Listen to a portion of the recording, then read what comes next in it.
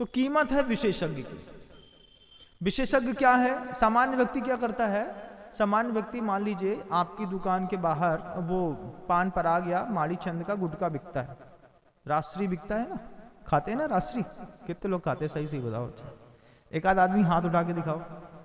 दांत तो सबके बोल रहे हैं, दांत कई लोगों के बोलते हैं कि महाराज हम राष्ट्रीय रोज खाते हैं।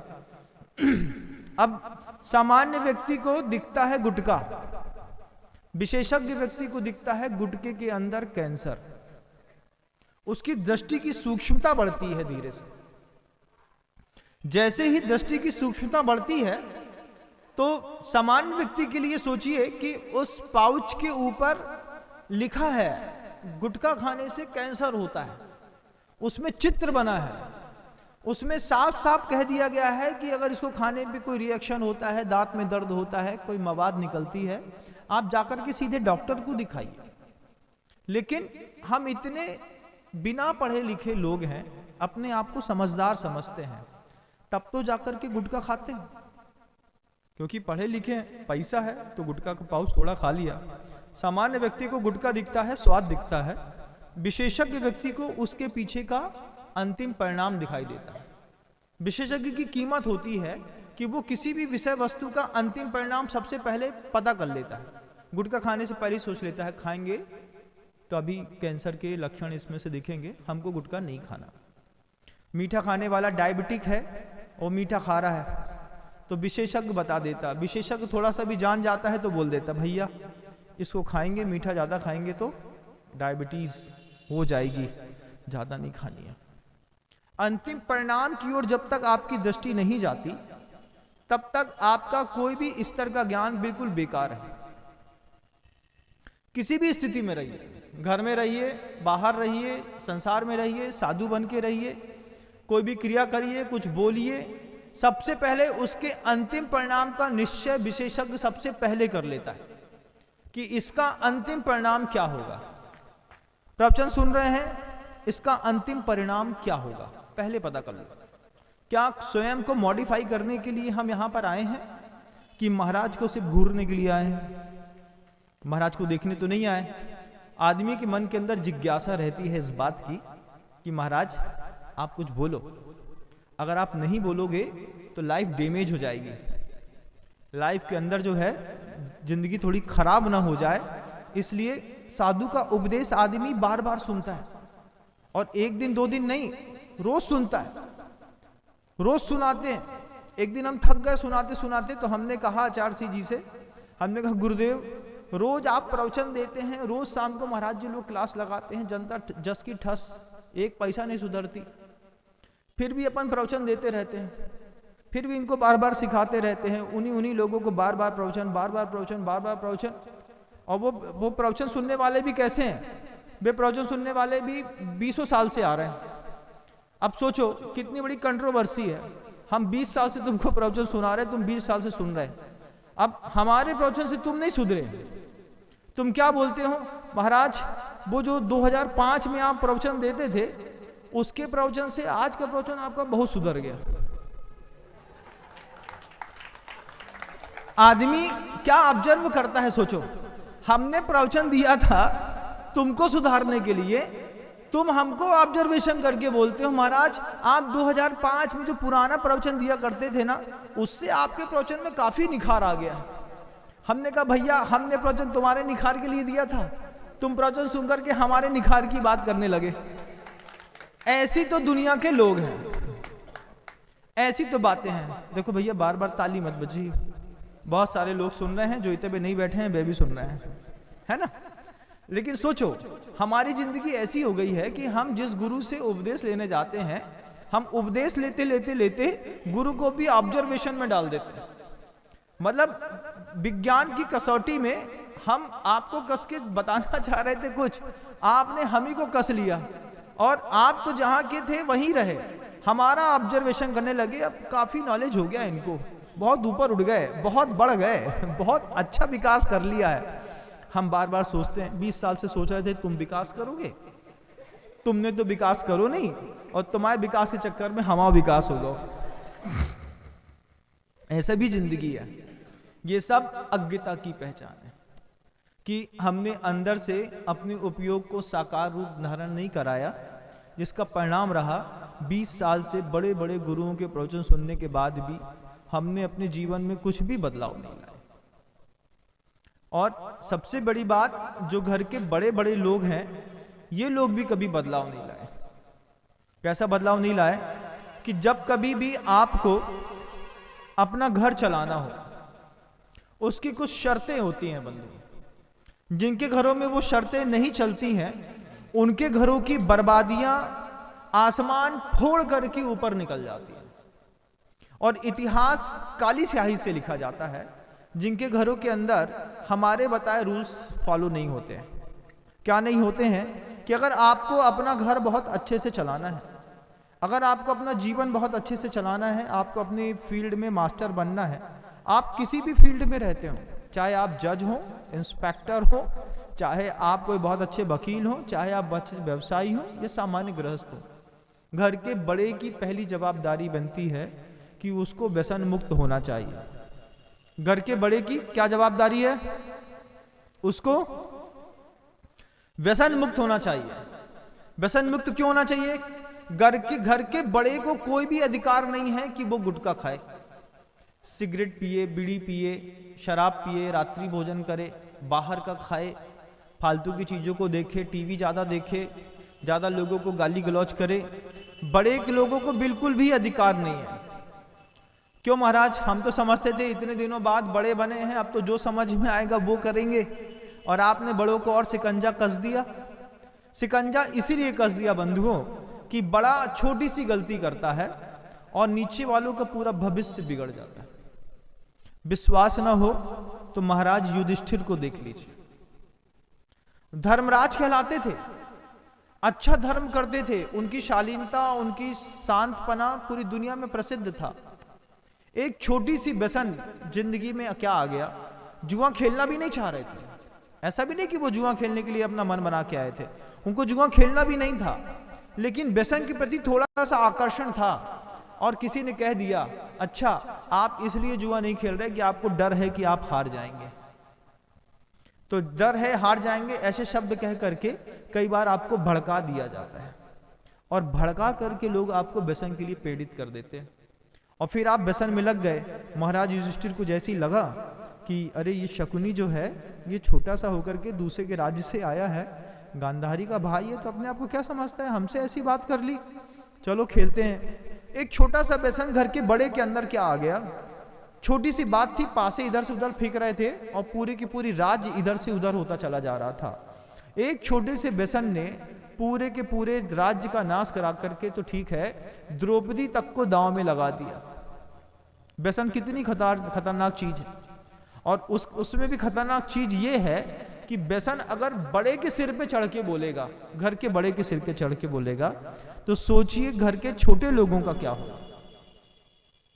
वो छोटी सी गलती का कितना बड़ा परिणाम निकला कि 12 वर्ष का वनवास, 1 वर्ष का अज्ञातवास उनको भोगना पड़ा। जंगल जंगल, गांव गांव, पांव पांव में जाते थे, पर्वत जंगल नदियां सब, ये सब जो है पैरों से लांघते थे, और उसके बाद यहां पर आकर के खड़े हो गए। और उनके लिए तो बहुत अच्छा कहा भी है किसी कवि ने कि बरसों तक वन में घूम घूम, बरसों तक वन में घूम घूम, बाधा विघ्नों को चूम चूम, सह धूप घाम पानी पत्थर, पांडव आए कुछ और निखर। कि जब इतना सब सहा उसके बाद निखरे। इतना सब सहा क्यों? क्योंकि एक छोटा सा व्यसन जिंदगी में आ गया। छोटे से व्यसन के आने से महाभारत हो गई।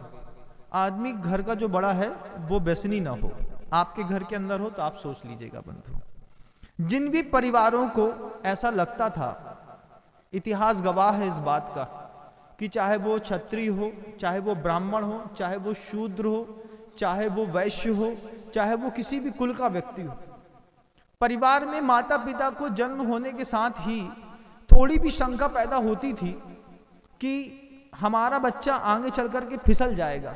क्योंकि आज तो ज्योतिषियों को आप लोग मानते नहीं हैं, लेकिन उस समय ज्योतिषियों को खूब मानते थे। बच्चा पैदा हुआ नहीं कि ज्योतिषी के यहाँ चले गए, चला करके दिखा दिया, भैया ये नक्षत्र है, ये स्थिति थी, ये ग्रह था, हमारा बच्चा मूल में पैदा हुआ है, अष्टमी को पैदा हुआ है, पंचमी को पैदा हुआ है, रात में है, शुक्ल पक्ष में है, कृष्ण पक्ष में है, अमावस में है, माघ में है, पूस में है, कब है? जोशी को बताया, जोशी ने पूरा पत्र लिख के बता दिया, पत्र लिख के बता दिया। और पत्र लिखने के बाद ही साथ में जोशी ने आपकी राशि के हिसाब से आपका एक नाम भी रख दिया। और पहले वही नाम चला करते थे, जो भी नाम जोशाचार रख देता था, बस उसी जोशाचार के नाम के साथ जो है काम शुरू हो जाता था। अब क्या करें भैया? अब जोशाचार जो है वो तो अपनी जगह, हाँ भैया उसको समझाओ थोड़ा सा, यहां आके बजाएगा तो बहुत अच्छा लगे।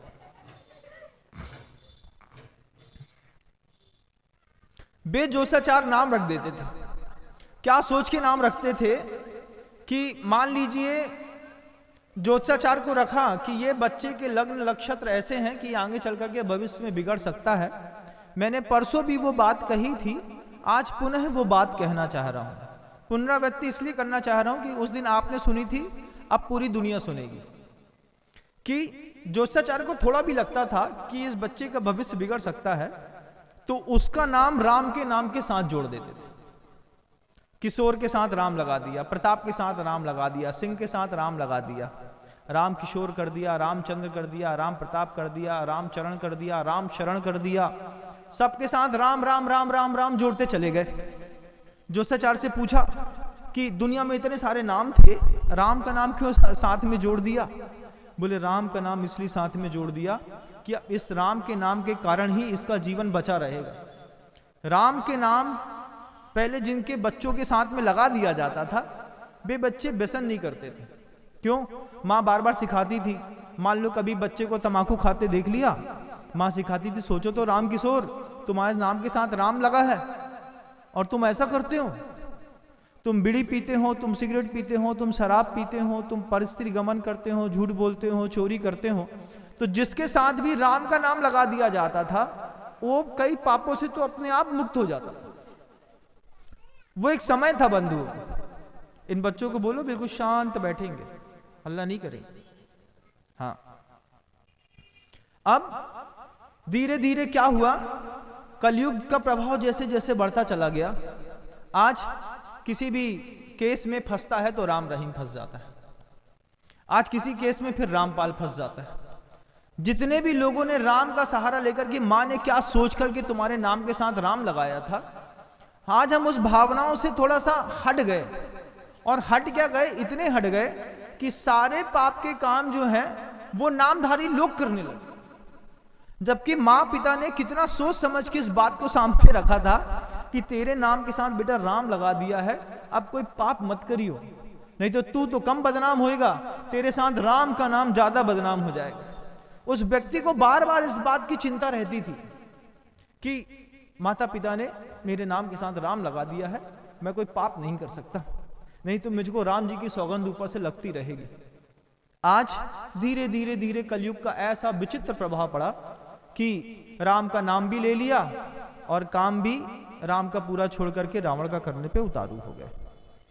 जितनी आसुरी शक्तियां थी वो सब उस नाम के साथ भी हमने स्वीकार कर ली। लेकिन मैं दुनिया के लोगों को ये बात फिर कहना चाहता हूं, अगर आपको कोई राम किशोर, कोई राम प्रताप, कोई राम सिंह, कोई राम ठाकुर, कोई रामचरण, कोई रामायण, कोई आपके अंदर राम शरण, आपको कहीं पाप करता मिल जाए तो आप उसको वहीं पाप करने से रोक दीजिएगा। चला करके आप पास में जाइएगा, बोले कि सुनो रामचरण, तुम्हारा नाम के साथ राम जुड़ा हुआ है, तुमको अधिकार नहीं है इस तरीके का पाप करने का, या तो अपना नाम बदल लो नहीं तो अपना काम बदल लो। लेकिन राम का नाम हिंदुस्तान के अंदर रह करके तुम इस तरीके से बदनाम नहीं कर सकते। कल को तुम किसी चीज में पकड़े जाओगे और लोग कहेंगे कि देखो वो रामचरण को जेल हो गई, राम को जेल हो गई। अरे राम तो जेल से मुक्त कराने वाला नाम था, पाप से मुक्त कराने वाला वो राम का नाम था, जो आपकी माँ जला करके बचपन में इसी रखा कि अपने बच्चे के सहारे हम कितनी बार राम का नाम लेंगे जिससे हमारे पाप कट जाएंगे। और वही राम जो है, राम की कीमत नहीं समझने के कारण जो है पाप करते करते करते आज जेलों में 15-15, 20-20 साल के लिए जाकर के बैठ गए। आज आज के बाद अगर आपको लगे कि आपका बच्चा व्यसनी हो सकता है, या तो आप राम का नाम रखना बंद कर दीजिए। और अगर आपने अपने बच्चे का नाम राम के नाम के ऊपर रख दिया है, तो फिर इस बात की जवाबदारी आपकी है कि मैं इस बात का जवाबदार हूँ, माता पिता हूँ, इसका मैंने नाम राम के ऊपर रखा है, इसकी गारंटी हमारी है कि जीवन में ये कभी पाप नहीं करेगा, व्यसन नहीं करेगा। राम की कीमत राम के भक्तों को बनानी पड़ती है। ये कहलाती है विशेषज्ञता। थोड़ा ऊपर उठ करके कि जो घर का बड़ा है वो व्यसनी ना हो, घर का बड़ा जो है वो थोड़ा विलासी भी ना हो। विलासतापूर्ण जीवन क्या है वो देखो, घर की थोड़ी सी बड़ी होने के कारण थोड़ी सी बात ही तो कही थी वैदेही ने। वैदेही मतलब द्रौपदी, उसने इतनी सी बात कह दी बस। सीता का नाम वैदेही था, चलो तो फिर द्रौपदी की बात कर देते हैं। द्रौपदी ने कह दिया अभिमान की भाषा में आकर के, ऐसे ही होता है, अंधे के अंधे होते हैं। थोड़ा गर्व क्या दिखा दिया बड़े आदमी ने, और पूरी महाभारत सामने आपको ला करके खड़ी कर दी। आप सबसे कहना चाहते हैं, छोटे से गांव में आप लोग बैठे हैं, छोटे से गांव में उद्बोधन हो रहा है, और लेकिन व्यक्तित्व तो बहुत ऊंचे लोग हैं यहाँ पे, क्योंकि शहरों की जितनी आबो हवा खराब है उतनी आबो हवा यहाँ की खराब नहीं है। यहाँ के लोग भक्त हैं, बहुत अच्छे से भक्ति करते हैं, जुड़ते हैं, साथ में रहते हैं। व्यसन की मात्रा भी बहुत कम है, खत्म है ऐसा नहीं, कम है, क्योंकि कुछ कंट्रोलिंग सिस्टम है। अब व्यसन मुक्त हो जाए, विलास मुक्त हो जाए, फिर अपने परिवार को अगर अपने आप को समझाना है तो आप एक चीज बहुत गौर से सुनेंगे और जानेंगे इस बात को कि अपने आप को नियंत्रित करने के लिए प्रत्येक व्यक्ति को अगर शिक्षा मिले या ना मिले, आपका बच्चा स्कूल में फेल हो जाए चलेगा, लेकिन अगर इन 4 बातों में आपका बच्चा फेल हो गया तो आपका बच्चे को बर्बाद होने से कोई बचा नहीं सकता। सबसे पहले अपने व्यक्ति को अपने आप के विकास के लिए सेल्फ कंट्रोलिंग सिस्टम सीखना पड़ता है। स्वयं में नियंत्रण करने की आपकी कितनी क्षमता है, एक बार आप आंख बंद करके बताइए। आप माता पिता के भय से पाप नहीं करते, आप राज में कोई दोष लग जाएगा, जेल जाना पड़ेगा, बदनामी होगी, इस चक्कर में पाप नहीं करते।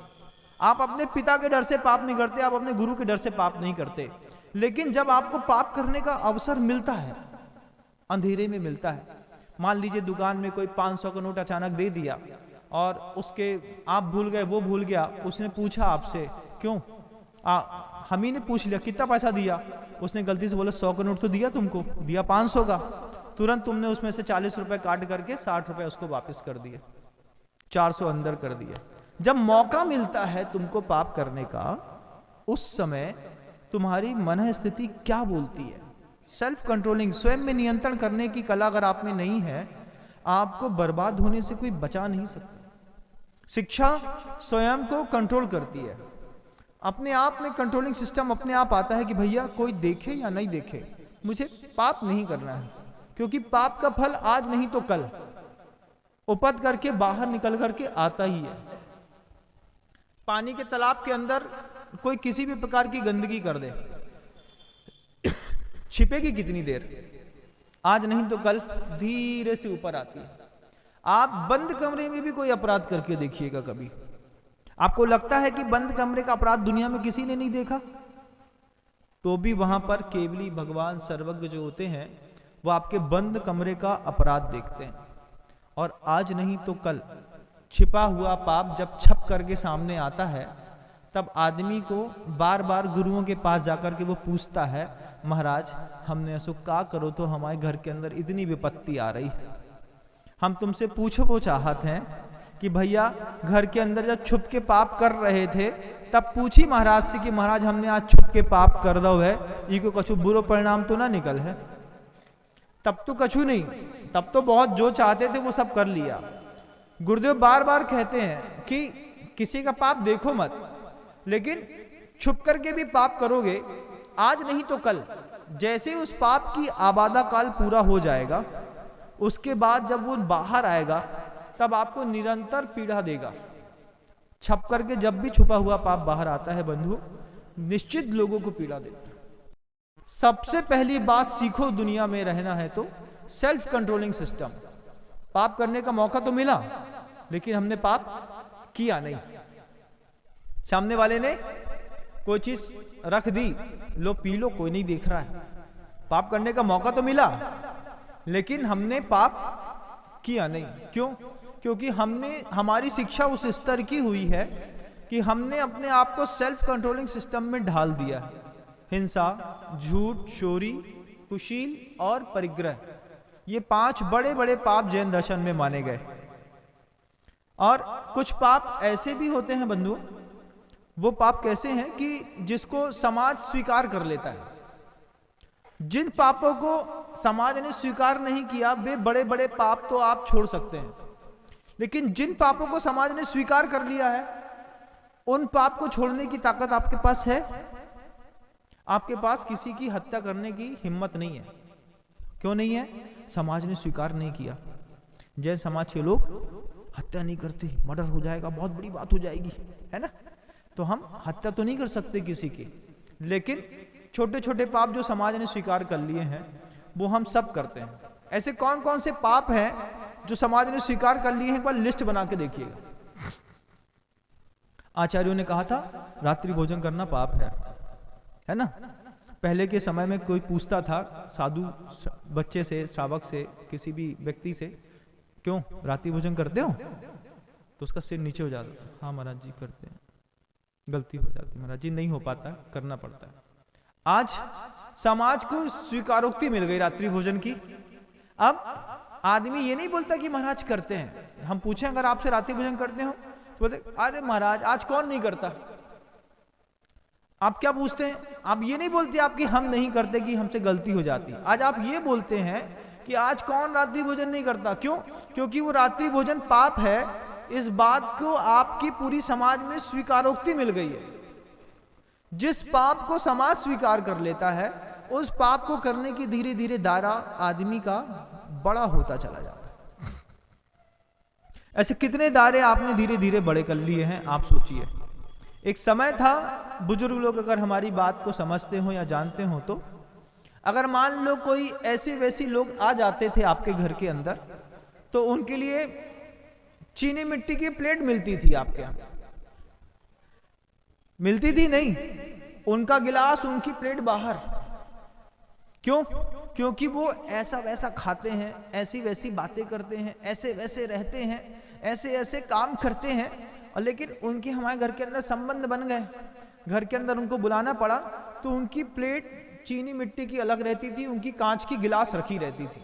कांच की गिलास में कप बसी उनकी अलग रहती थी, वो उसी में पानी पीते थे। आज हमने स्वीकार कर लिया। आज हम ऐसे वैसे काम करने वालों के ठेलों में जाकर के खुद ही खड़े हो जाते हैं। बोले भैया तू हमारे घर के अंदर आके चीनी मिट्टी में खाए चाहे नहीं खाए, लेकिन हम तेरे यहाँ आकर के दोना पत्तल में जरूर खाएंगे। तो हमने क्या किया? स्वीकार कर लिया। सामाजिक स्वीकृति मिल गई। किसी भी निंद कुल के व्यक्ति के घर के अंदर भोजन करने की आपने सामाजिक स्वीकृति ले ली। कोई जो ऐसे वैसे काम करता है, वो व्यक्ति आपके घर के अंदर चौके में आकर के रोटी बेले और बना के बढ़िया खिला दे, तो आप खाएंगे? अरे महाराज वो तो ऐसे गंदे काम करता था और हमारे घर के अंदर चौके में घुस के हमारे घर का आटा छू गया। आहा हा हा, बड़े धर्मात्मा हो गए तुम लोग, हैं?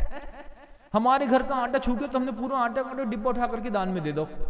हमने कहा जो आटा हम नहीं खा सके उन्हें छू दो है।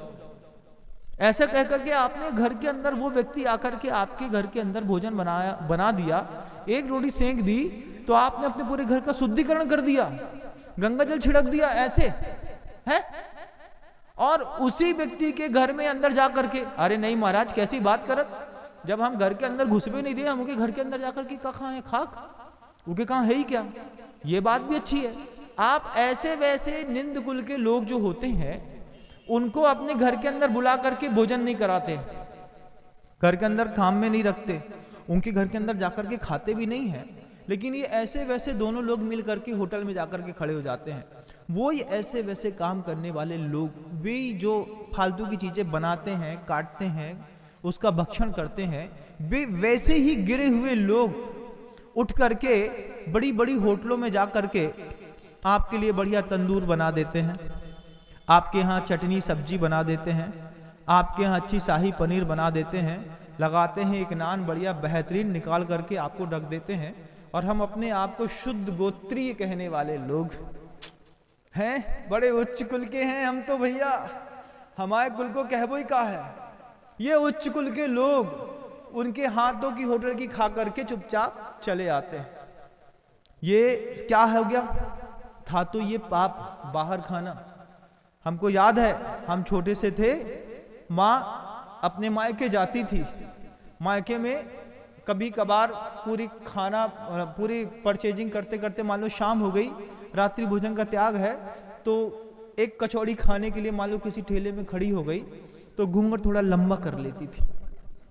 क्यों लंबा कर लेती थी? भैया अपन जैन हैं, कोई ने देख लिया कि ठेला में खड़े होकर के कचौड़ी खा रहे हैं तो कोई क्या कहेगा। ऐसी भावना होती थी आज से 20 साल पहले, 25 साल पहले ऐसे विचार थे संस्कृति के कि आदमी ठेले के ऊपर खड़ा होकर के कचौड़ी खाने में पाप समझता था, अपने आप को अपराधी समझता था। लेकिन धीरे धीरे इस बात को सामाजिक स्वीकृति मिल गई। सामाजिक स्वीकृति धीरे धीरे क्यों मिल गई? ये ठेले लगते उनके लिए थे जिनके घर के अंदर की भोजन व्यवस्था नहीं थी, जिनके अंदर के घर के अंदर सामर्थ्य नहीं था, उनके लिए थोड़ा सा ठेला लगा दिया कि भैया तेरे घर के अंदर महिला काम नहीं करती है, बच्ची नहीं है, माँ बहनें नहीं है, तेरे यहाँ दरिद्रता है, तो तू बाजार में बना बनाया खा लेगा। लेकिन आज सामाजिक स्वीकृति इस बात की मिल गई कि अगर हम सैटरडे संडे के दिन अगर हम अपनी वाइफ को लेकर के होटल में नहीं जाते हैं तो हम बैक बर्ड कहलाते हैं। अरे इनके यहाँ तो कोई स्टैंडर्ड ही नहीं है, ये तो 7 दिन 365 दिन घर ही को खाना खाते हैं। क्या हो गया? इस पाप को आपने सामाजिक स्वीकृति दे दी। जिस पाप को सामाजिक स्वीकृति मिल जाती है उस पाप से आप कभी बच नहीं सकते। आप अनुभव करिएगा बंधु कि आप ऐसे वैसे कुल के लोगों के घर के अंदर जाके खाना पसंद नहीं करते, क्योंकि वो कहाँ छोटे से कमरे में उसी के घर के अंदर बाहर क्या पल रहा है, क्या बह रहा है, क्या नाली नर्दा बह रहा है? और वही व्यक्ति होटलों में जाकर के आपके लिए आटे की रोटी बनाता है और उसी आटे की रोटी में पता नहीं क्या मिलाता है, कैसे मिलाता है, क्या नहीं करता है। आपने चुपचाप उठाई, गरम गरम उठाई और सीधे खा ली, और हमने उसको सामाजिक स्वीकृति दे दी। सेल्फ कंट्रोलिंग सिस्टम आपको अपने दिमाग में डेवलप करना पड़ेगा। सेल्फ कंट्रोलिंग सिस्टम आपको खुद डेवलप करना पड़ेगा कि आपको कोई रोकने नहीं आएगा, क्योंकि आज आप बड़े आदमी हो गए। आज हम प्रगतिवादी देश में रह रहे हैं जहां पर किसी भी पाप करने वाले व्यक्ति को रोकने पर रोकने वाला पापी माना जाता है। पाप को कोई बुराई नहीं होती है, रोकने वाले की बुराई होती है। इस बात को लेकर के कि तुम रोकने वाले होते कौन हो, तुमको अधिकार किसने दिया, क्यों रोक दिया तो क्या हुआ? बोले नहीं, हम बहुत प्रगतिशील हैं, जब तक इस तरीके की प्रगति नहीं करेंगे तब तक हम कैसे विकसित माने जाएंगे। तो क्या ये घर के अंदर का शुद्ध भोजन छोड़ करके और उन नाली नर्दों के ऊपर खड़े हुए ठेलों में आप जब फुल्की, कचौड़ी, चाट, पिज्जा, बर्गर, चाउमीन, डोसा और पता नहीं क्या क्या खाते हैं, उस समय क्या आपका धर्म सुरक्षित रहता है? पूछना चाहते हैं। चाहे वो कोई जैन हो, चाहे वो कोई क्षत्रिय हो या ब्राह्मण, हम सबसे पूछना चाहते हैं। अगर आपने सुबह सुबह महाशिव का अभिषेक किया है, आपने पंचामृत ऊपर लेकर के आए हैं और आप अपने आप को शुद्ध गोत्री मानते हैं, फिर आप कैसे किसी नीच कुल के हाथ के व्यक्ति का भोजन अपने पेट में डाल सकते हैं? किसने अधिकार दिया था आपको? लेकिन इस पाप को सामाजिक स्वीकृति मिल गई। जैसे ही पाप को सामाजिक स्वीकृति मिली, आदमी धीरे से विस्तारवादी हो गया, और जैसे विस्तारवादी हुआ वैसे नाना प्रकार के रोग फैलने लगे, नाना प्रकार की विसंगतियां फैलने लगी। पिता शुद्ध उबला पानी पीता है छान करके, बच्चे को बड़ी मेहनत करा करके, पंडिताई करा करके अच्छी स्कूल में पढ़ाया, बीए एमबीए कराने के लिए उसको बाहर भेजा, बाहर भेज करके सामने वाले को तैयार किया। शादी का टाइम आया तो बच्चा पिता से कहता है, बच्चा पिता से क्या कहता है? पापा जी आपका टाइम गया, आपका टाइम कुछ और था, जब नीचे बैठ करके पंगत हुआ करती थी, थाली में भोजन परोसा जाता था, जब आपका टाइम गया, जब जेवनार हुआ करती थी, खिचड़ी की रस्म हुआ करती थी, आज हमारे यहाँ जब तक किसी भी शादी विवाह में एक कॉकटेल पार्टी नहीं होती है, बियर पार्टी नहीं होती है, तब तक हमारा तो नहीं चलेगा। आप अपना देख लो। शर्म की बात आनी चाहिए कि तुम्हारा पिता छना पानी उबला पीता है और तुम उन्हीं पिता की वंशज होकर के, संतान होकर के तुम इतने बिगड़ गए कि तुम दारू पीने के लिए अपने पिता से बोल रहे हो कि हमारी शादी में जब तक एक काउंटर नहीं बनेगा बियर का, तब तक हमारी शादी नहीं होगी। क्या हुआ? शराब को हमने सामाजिक स्वीकृति दे दी। जैसे हमने किसी चीज को सामाजिक स्वीकृति दी, आज हम खुल के नहीं करें तो छुप के करते हैं, चाहे वो जैन समाज हो, चाहे वो किसी और कास्ट के लोग हो। ये जितने भी संपन्न लोग हुआ करते हैं बंधु, ये अगर इनके खुल के करने की सामर्थ्य नहीं होती है तो ये पैसा दे देते हैं, ये भैया ये 25,000 पकड़ो, तुम जानो तुम्हारा काम जाने। अब उनके चक्कर में 3-3, 4-4 कैरेट बियर के बॉटल्स आ जाती हैं, पैक्स आ जाते हैं, एक कमरे में छोटी सी एक पार्टी हो जाती है, इशारों इशारों में बात हो जाती है, क्यों जुगाड़ है कि नहीं है? सामने वाला बता देता है धीरे से, हंसो नहीं, सुनो बात को गंभीरता से लो इस बात को। धीरे से पूछता है, क्यों कुछ है? हाँ वो 13 नंबर, हाँ ठीक हो गया। 13 नंबर में गए तो अंदर गया, चुपचाप आदमी ने उठाया, 2 पैक 4 पैक 6 पैक लिए और लौट करके वापस आ गया। क्यों? हमारे सामने रखने की हिम्मत नहीं थी, लेकिन इशारों इशारों में हमने अपनी पूरी सोसाइटी में उस शराब को, जिसको जैन दर्शन में वर्ज्य माना गया है, हिंसात्मक चीजों के साथ उत्पन्न माना गया है, उसको आपने स्वीकृति दे दी। आज स्वीकृति दे दी, आप अपनी शादी में तो कराने लगे। आप जब नया कोई मकान बनाता है व्यक्ति, तो उसमें एक छोटा सा बियर बार का काउंटर बनाने लगा। बोले पूरे घर बनाना, अगर लेविस घर में अगर बियर बार का काउंटर ना मिला तो फिर हम ऊंचे घराने के कैसे कहलाएंगे? ये रामचंद्र जी का घराना है? किसका घराना है ये सुरा क्या असुरों का काम था कि हम लोगों का? हमने स्वीकार कर लिया, धीरे से अपनी जिंदगी में उसको शामिल कर लिया। बंधु, जिन पापों को सामाजिक स्वीकृतियां मिल जाती हैं, उस पाप से बचने की कोशिश करिए। और आज तक जो आपने जीवन में पाप नहीं किया है, आज संकल्प ले लीजिए कि ये पाप है, हम आज के बाद जीवन में आज तक किया नहीं है, आगे नहीं करेंगे। प्रवचन का उद्देश्य है आपके जीवन की धारा को थोड़ा सा सीधा करना और व्यवस्थित करना। प्रवचन का उपदेश, कथा का उपदेश सिर्फ इसलिए है कि आप पाप से मुक्त होकर के थोड़ा अपना ऊर्ध्वगामी विकास कर सकें, अपनी स्थिति में थोड़ा सा विशेषज्ञ बन सकें, सेल्फ कंट्रोलिंग सिस्टम सीखें। हमने कहा 4 चीजें अगर आपकी जिंदगी में नहीं है तो आप कुछ भी तरक्की नहीं कर सकते। सबसे पहली चीज थी इस बात को लेकर के कि आप अपने घर के अंदर सेल्फ कंट्रोलिंग सिस्टम लाइए। जिन पापों को सामाजिक मान्यताएं मिल गई हैं, उन पापों का सामाजिक रूप से एक बार बैठ करके चिंतन करिए। सोचिए कि इस सामाजिक पाप के कारण हमारे घर की कितनी सारी बेटियां बिना कहे दूसरे के घरों में जा करके बैठ गई। जब उच्च कुल की व्यक्ति, कोई यहाँ की बेटी किसी सामान्य व्यक्ति या नीचे रहने वाले लोगों के साथ भागती है, उस व्यक्ति को, बाप को, माँ को चेहरा दिखाने की हिम्मत नहीं होती। लेकिन आज हमने इसको सामाजिक स्वीकृति दे दी।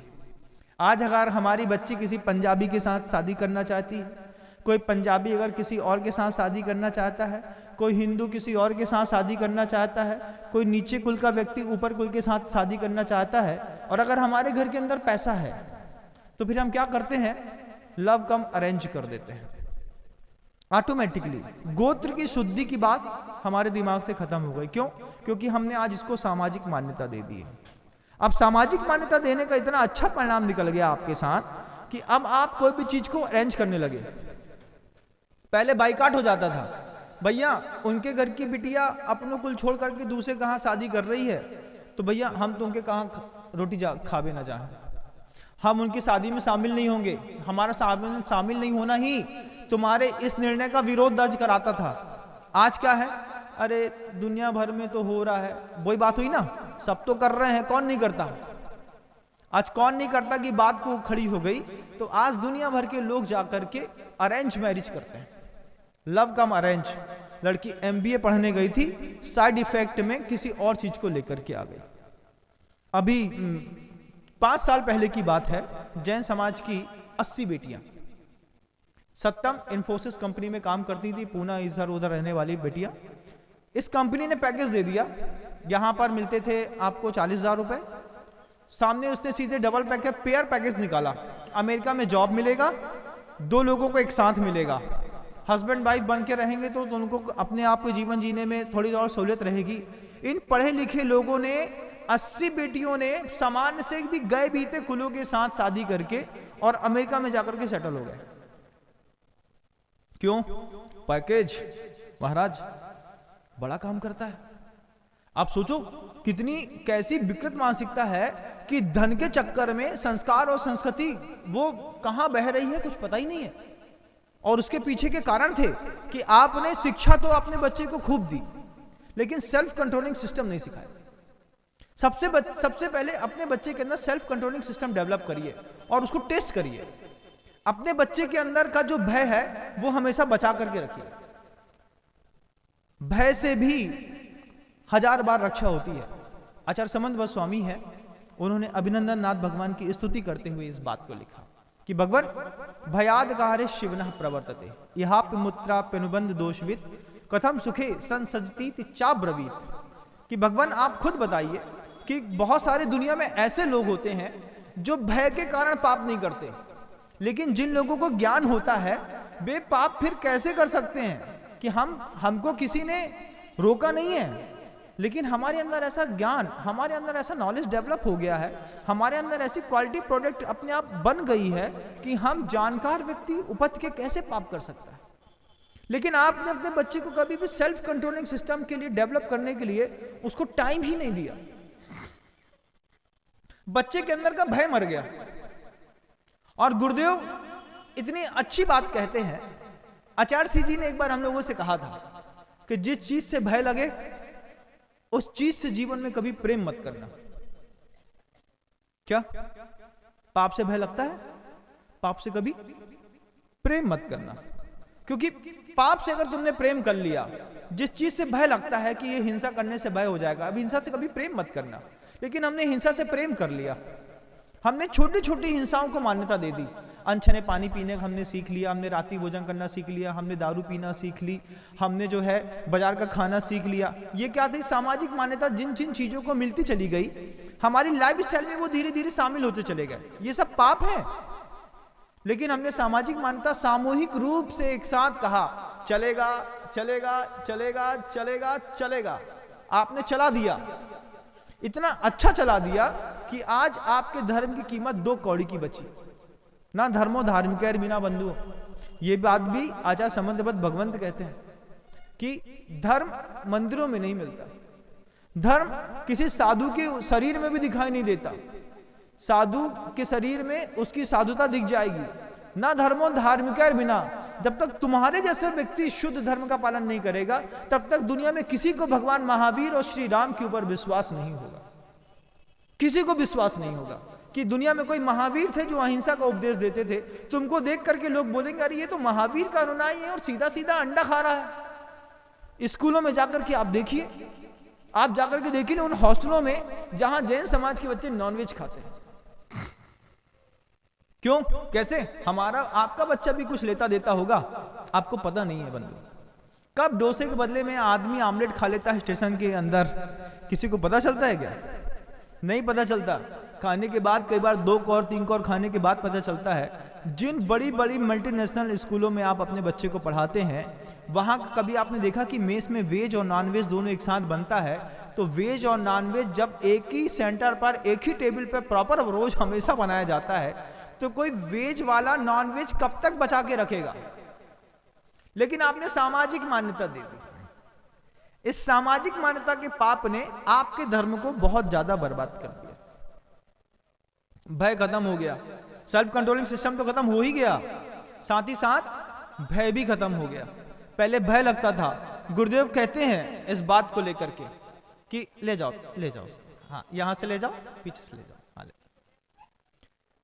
गुरुदेव कहते हैं भय खत्म हो गया। क्या भय? आचार्य सिंह कहते हैं कि जिससे भय लगे उससे जीवन में कभी प्रेम मत करना, और जिससे आपको प्रेम है उससे हमेशा भयभीत होते रहना। हम लोगों को गुरुदेव से अगर प्रेम है तो गुरुदेव से कितना प्रेम है, गुरुदेव के लिए सब कर सकते हैं, जिसके लिए हम जान देने तैयार हैं, वो जब हमारी आंख के सामने दिखाई देता है तो हम लोग चूहे के जैसे कमरे के अंदर भगते हैं। क्यों भगते हैं? भैया अचार सी आ रहा है। जब इतना चाहते हो तो इतना भय क्यों खाते हो? क्यों? अरे भैया क्या बताएं, उनका हमारा प्रेम बना रहे, इस चक्कर में भय बना रहता है। जब तक भय बना रहेगा तब तक प्रेम बना रहेगा। हमने खुद अपने साथ अनुभव किया कि हम यहां से आए और गुरुदेव यहां से आए तो हम सबसे पहले ये देखते थे, भैया बगल का कोई दरवाजा खुला है, अंदर घुस जाओ। क्यों? सामने से शेर आ रहा है। क्यों घुस गए? अरे अचार सी आ रहे हैं। तो भैया तुम अचार सी के चक्कर में ही तो यहाँ आए थे। बोले हम उनसे प्रेम भी करते हैं, हम उनकी भैया व्यक्ति भी करना चाहते हैं, हम उनके साथ रहना भी चाहते हैं और हमको उनसे डर भी लगता है। तो जब तक हमको उनसे डर लगेगा, जब तक हम अपने गुरु से दबते रहेंगे, जब तक हमें गुरु से भयभीत रहेंगे, जब तक हमारा बच्चा हमारे माता पिता की आंख के नीचे भयभीत रहेगा, तब तक बच्चे का कभी पतन नहीं हो सकता। हर चीज में डर लगता है। यहाँ आज भी बैठे ना, अभी भी डर लगता है। अगर कुछ ऊंचो नीचे हो गया तो अचार सी तो बिल्कुल अचार सी है। कितने स्ट्रिक्ट हैं? बोले क्या स्ट्रिक्ट है? जितने स्ट्रिक्ट महाकाल हैं उतने स्ट्रिक्ट गुरुदेव हैं कि किसी भी अपराध की बिना दंड दिए उनको मुक्ति नहीं देते। कोई भी अपराध हुआ है तो दंड तो मिलेगा, उसमें क्षमा नहीं मिलेगी। पहले दंड मिलेगा, उसके बाद तुम्हारा काम होगा। तो आपको दुनिया में अगर विकास करना है तो अपने मन के अंदर किसी ना किसी का भय बना के रखिएगा। क्या दुनिया में कोई ऐसा व्यक्ति है आपकी जिंदगी का कि आपको जिससे भय लगता हो? भैया हम उसकी बात नहीं काट सकते। हम आज इतने बड़े बब्बर शेर हो गए हैं, हम किसी को भी अपनी छाती दिखाने की हिम्मत रखते हैं। ज्यादा भिड़ना नहीं हमसे है, नहीं तो तुम्हारा हिसाब किताब कर देंगे। तो आदमी ऐसी माथा कूट लेता, भैया ये भयभीत व्यक्ति होता तो मैं इससे बात करता, ये तो भय मुक्त व्यक्ति है, ये खुद भी मरेगा और हमको भी, हमारा भी माथा फोड़ के मरेगा। तो आदमी चुपचाप बढ़ जाता है, तुम जानो तुम्हारा काम जाने। जय जिनेंद्र। निकल लिया आदमी। अगर आपको अपने घर के अंदर अपने आप को डेवलप करना है, परिवार को डेवलप करना है, अपने संघ को डेवलप करना है, तो आप पहले पता करिए कि आप किसी से आज भी डरते हैं कि नहीं। कि आप हर बात में ये कहते हैं जो होगा हम सब देख लेंगे, हमारे पास बहुत ताकत है। जब बच्चे ऐसी बातें करते हैं, उनके पतंग के रास्ते इन शब्दों के साथ शुरू होते हैं, जो होगा देखा जाएगा। ये समझदार व्यक्ति के कभी शब्द ही नहीं है। आपके घर के अंदर आपसे, आपके घर के बड़ों से कितने लोग डरते हैं? मैं आप लोगों से पूछना चाहता हूं, कितने लोगों के घर के अंदर अभी भी डर का दबाव है? एक आध दो घर में हो जाए तो बहुत बड़ी बात है, नहीं तो जो आज की जनरेशन आ रही है, आज की जनरेशन ऐसी जनरेशन है बंधुओं जिसको अपने सुख की चिंता नहीं है। आज की जनरेशन किसी के दबाव में नहीं रह सकती, इस बात को आप मान के रखिएगा। आप कुछ कहेंगे वो पलट के तुरंत जवाब देते हैं और आपको सहना भी पड़ता है। फिर आप सोचते हैं कि वास्तव में हमारा इसका जनरेशन गैप है, हम क्या उनकी इज्जत करते थे, ये हमारी इज्जत दो कौड़ी की नहीं करता। और कई बार इस चीज का आपको अपराध बोध भी होता है कि नहीं? बुरा लगता है जब घर का बच्चा सीधा सीधा जवाब देता है तो बुरा लगता है। हम इसको अपना बच्चा जैसा समझते थे, जे हमारी छाती में चढ़ करके हमारे सामने उड़द की दाल पीसी जा रही है? कहां पे? उधर ही। क्यों? सोने दबाने का टाइम चला गया, वो तुम्हारे टाइम होगा, हमारा टाइम नहीं।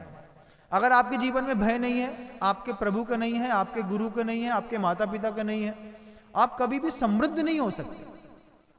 तीसरी एक और बहुत खूबसूरत चीज है, अगर घर के अंदर खत्म हो गई, घर के अंदर के मतलब कहीं भी दुनिया में, चाहे आप आर्का संघ में रहते हो, आप साधु संघ में रहते हो, आप किसी भी संघ में रहते हो, लेकिन जिस दिन आपकी आंख से शर्म खत्म हो गई, उस दिन आप पूरे के पूरे खत्म हो गए। घर के अंदर शर्म खत्म होती है धीरे धीरे। शर्म खत्म करने के क्या तरीके हैं आप लोग खुद देख लीजिए कि पहले पिताजी भोजन कर लें, बाद में भैया पहले पापा को खिला दो, फिर हम खा लेंगे।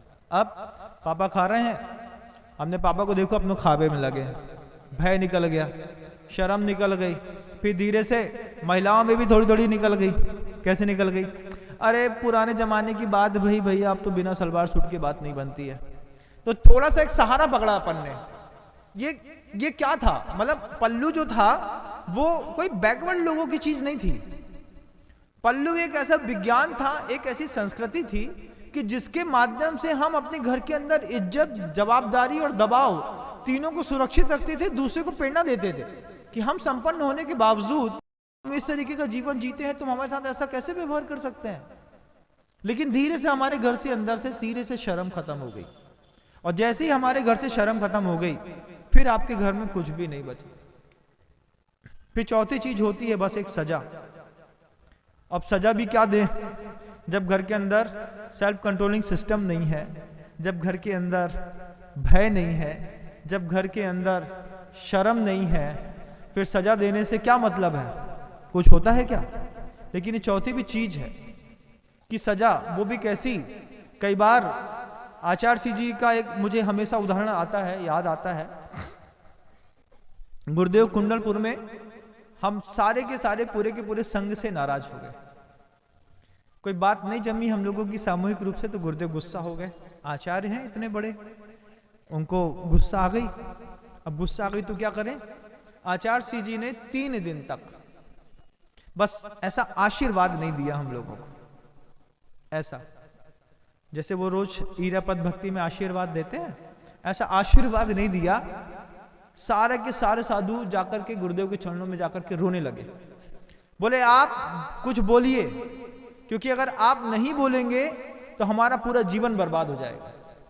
आपका मौन दुनिया की सबसे बड़ी, गुरुदेव का, आचार्यों का, साधुओं का मौन आपके प्रति, आपके लिए सबसे कठोरतम दंड है। बोल करके हमने अपना गुस्सा निकाल दिया तो समझो सस्ते में नहीं पड़ गए। लेकिन हमने अगर मौन से अपना गुस्सा निकाला, सारे का सारा मुनि संघ जाकर के गुरुदेव के चरणों में झुक करके प्रणाम करके बोलता है, गुरुदेव आप जो बोलिए, जैसा बोलिए वैसा, लेकिन आप बोलिए। आपके अगर आपकी वाणी निश्चित नहीं हुई, हम लोग सबके सब मर जाएंगे। सारा संघ, मुझे याद है उस दिन अश्रुपात कर रहा था। तब आचार्य सिंह जी ने धीरे से लगा कि इनको जितना सीधा करना था कर दिया है, ज्यादा सजा देना ठीक नहीं है। थोड़ी सी मुस्कुराए और हाथ उठाया, इतने में पूरे के पूरे 50 के 50 साधु के अंदर जान आ गई। आचार्य सिंह ने आशीर्वाद दे दिया, अरे बहुत अच्छे, बहुत अच्छे, बहुत अच्छा हो गया, बहुत अच्छा हो गया। क्या है ये महापुरुषों की सजा देने का तरीका है कि वे सजा आपको बुरा कहकर के नहीं देते, वे मौन होकर के सजा देते हैं। हम आशीर्वाद नहीं दें, आपसे बात नहीं करें, बस यही हमारे लिए, और हमारे हाथ में है ही क्या। साधु, अगर आपको कोई बात नहीं समझ में आती है तो हम इतना ही तो कर सकते हैं कि भैया हम तुमसे नहीं बोलेंगे, हम तुमसे बात नहीं करेंगे, हम तुमको आशीर्वाद नहीं देंगे। लेकिन अगर आपका गुरु से स्नेह का संबंध है, अगर आपके गुरु के तार अंदर से जुड़े हैं, अगर आप अपने गुरु को समर्पित हैं, तो फिर आप गुरु के मौन को ज्यादा देर तक सहन नहीं कर सकते। आपको खुद लगेगा आचार्य नाराज हैं, इनको शांत करो। आचार्य कहो या महाशिव कहो, बात एक है। क्यों? क्योंकि अगर वो शांत हो गए तो प्रकृति शांत हो जाएगी, आपकी स्थिति, आपकी वस्तु व्यवस्था शांत हो जाएगी। आपके घर के अंदर की सजा देने का सिस्टम क्या है आप बताइए। किस तरीके से आप किसी को दंडित करते हैं? पहले दंडित करती थी माँ अपने आप को। तुम्हारे लड़का ने, हमारा लड़का मंदिर नहीं जाता, अब 1 दिन बोला, 2 दिन बोला, 3 दिन बोला, मंदिर नहीं जाता, तो माँ ने धीरे से शाम का भोजन छोड़ दिया। शाम का भोजन क्यों नहीं खाती तुम? नहीं, तुम मंदिर नहीं जाए, जब तक, हमने नियम है कि जब तक वो लड़का रोज मंदिर न जाए तब तक हम शाम को भोजन, अगर वो मंदिर नहीं जाएगा तो हम शाम का भोजन भी नहीं करेंगे। तो माँ खुद को सजा देती थी और फिर अपने बच्चे को सुधारती थी। खुद भूखी रहती थी, अपने पति को सुधारती थी। खुद अब भूखी रहती थी, अपने पिता को सुधारती थी कि पिताजी आप ऐसा नहीं करो, माँ आप ऐसा नहीं करो, आप ऐसा नहीं करो। इतना तो ठीक है कि यहाँ की तक था कि इतना ज्यादा मातृत्व की शक्ति अंदर बढ़ी रहती थी कि काम करने वाली जो बाइयां आती थी, उनका मुझे एक उदाहरण अपने जीवन का याद आता है। बड़ा एक मित्र बहुत ज्यादा गुटखा खाता था, उसकी शादी हो गई। शादी होने के बाद 2 संतानें हो गई। उनके घर के अंदर काम करने, बर्तन मांजने वाली जो बाई थी, वो करीब 15, 17, 20 साल पुरानी हो गई। तो नव दुर्गा के दिन में जब नवरात्रा आता है तो वो बाई ने नवरात्रा रखा। अब नवरात्रे में उसने 9 दिन का उपवास अपने मालिक के लिए रखा। क्यों रखा? जब पता चला उसके घर के मालिक को कि ये नवरात्रे का उपवास रखी है और दिन भर मेहनत भी करती है, तो मालिक ने पूछ लिया, क्यों रे, तू इतने उपवास भी करती है और इतना काम भी करती है, तो बोले मैंने उपवास अपनी मालकिन के लिए रखा है। मालकिन के लिए रखा है? मालकिन तो यही है। बोले हाँ, मालकिन के लिए उपवास रखा है। उपवास क्यों रखा है तुमने? क्योंकि मालकिन विधवा ना हो जाए। मालकिन विधवा क्यों नहीं हो जाए? क्योंकि मालकिन आपसे बहुत प्यार करती है और आप गुटके से बहुत प्यार करते हैं। तो मैंने इस बार नवरात्र से इसलिए रखा है कि आप भगवान, अगर मेरी भगवान में शक्ति होगी तो आप मेरी आराधना करने से आप गुटखा खाना छोड़ देंगे। सोचो कि घर के अंदर काम करने वाला व्यक्ति भी आपका गुरु बन करके आपको सुधार करके और आपको ऊंचा उठा सकता है। कि उसके कहने पर, पत्नी के कहने पर पति ने गुटखा नहीं छोड़ा, लेकिन एक काम करने वाली बाई के कहने पर लोग गुटखा छोड़ करके ऊपर उठ जाते हैं। ये कैसी अनुपम संस्कृति है, ये कैसा सुख है, ये कैसा सौंदर्य है। आप इस सौंदर्य को अनुभूत करिए, आप खुद सीखिए और समझिए इस बात को कि अगर आपके घर के अंदर शर्म चली गई, भय चली गई, सजा चली गई, सेल्फ कंट्रोलिंग सिस्टम चला गया, अब आपके घर के अंदर क्या बचा? और घर के वो बड़े लोग जो व्यसनी हो गए, राम का नाम भी रख लिया, राम किशोर कहलाने लगे, राम प्रताप कहलाने लगे, राम सिंह कहलाने लगे, राम चरण कहलाने लगे, राम शरण कहलाने लगे, और दारू के ठेके लेने लगे। राम के साथ दारू, कितना बुरा लगता है। कभी आप जाकर के देखिएगा किसी दारू के ठेके में। एक बात दुनिया में सब लोगों को जाकर के देख लेना चाहिए। भवानी के नाम का नाम लेते हैं, बड़े बड़े देवताओं का नाम लेते हैं और ठेके में आला बना देते हैं और वहां पे रामचंद्र जी की स्थापना कर देते हैं। जिनका जिसके साथ दूर दूर तक कोई संबंध नहीं था, उन्हीं के नाम की अगरबत्ती लगा करके उन्हीं का भक्त किस चीज का व्यवसाय करता है।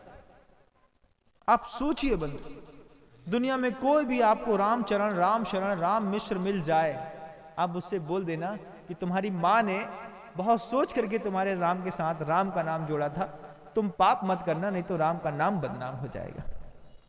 इस बात को आप लोग भी सीखेगा बंधुओं कि अगर आप लोगों के किसी भी बच्चे का नाम किसी साधु ने रख दिया है तो फिर आपकी जवाबदारी होती है कि अपने बच्चे को संभालने का। अपने बच्चे को साधु के पास नाम रखवाने के लिए मत लाया करो। महाराज छोटा सा बच्चा है, बेटी है, नाम रख दीजिए। नाम रखा हमने तो फिर माँ का कर्तव्य इस बात के लिए बढ़ जाता है कि बार बार अपनी बच्ची को इस बात को सिखाए कि तुम्हारा नाम किसी साधु ने रखा था। अब हमारी जवाबदारी है कि तुम्हारा नाम कभी बदनाम ना हो। अगर तुम्हारा नाम कभी बदनाम हो गया तो लोग बोलेंगे कि देखो साधु ने नाम रखा था, उसके बाद भी इस लड़की ने नाम की इज्जत नहीं रखी और साधु का नाम तुम्हारे नाम के साथ बदनाम हो गया। किसी भी साधु के पास अपने बच्चे का नाम रखाने से पहले अपनी जवाबदारी समझ लेना बंधु। हम महाराज से अपने बच्चे का नाम तब रखाएंगे तब हम अपने बच्चे को संभाल पाए तो ठीक, नहीं संभाल पाए तो अपने बच्चे के नाम चुन्नू, मुन्नू, गोलू, पप्पू जो समझ में आए सो रख लो।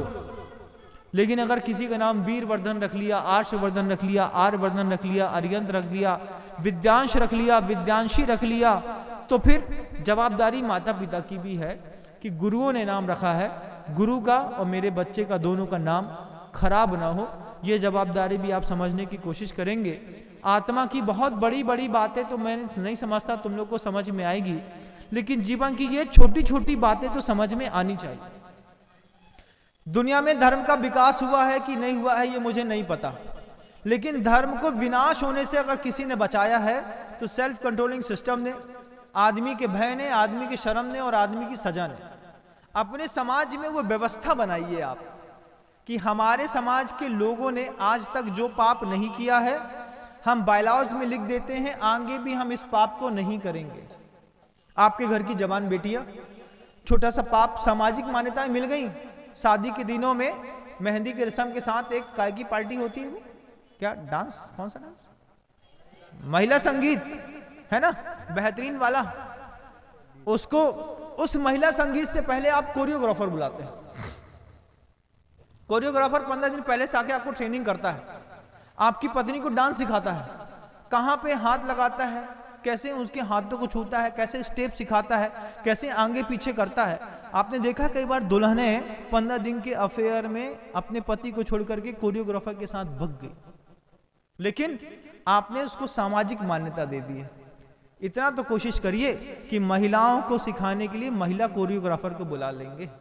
पुरुष कोरियोग्राफर को बुलाने की क्या जरूरत है?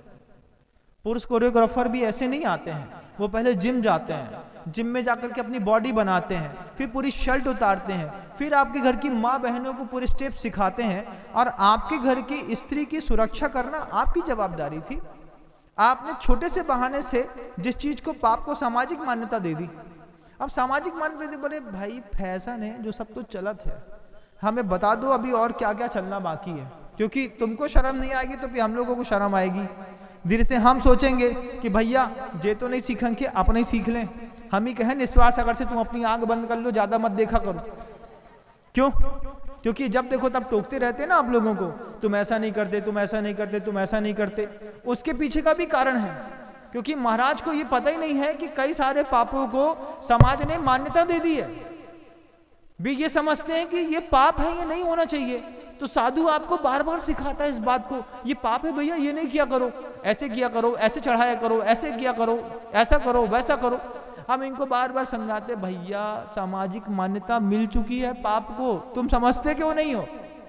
ये अभी भी नहीं समझते हैं, अभी भी टोकते हैं ये सबको, और हमको अच्छा भी लगता है कि ये टोकते हैं, क्योंकि हो सकता है हमारे ना कहने से इनके कहने का असर ज्यादा पड़ता हो। आप इनके कहने से ही सुधर जाएं, लेकिन सुधर जाएं, अच्छी चीज यहीं पे धर जाएं, जिसके माध्यम से आपकी आने वाली संस्कृति भी आपको धन्य धन महसूस करे।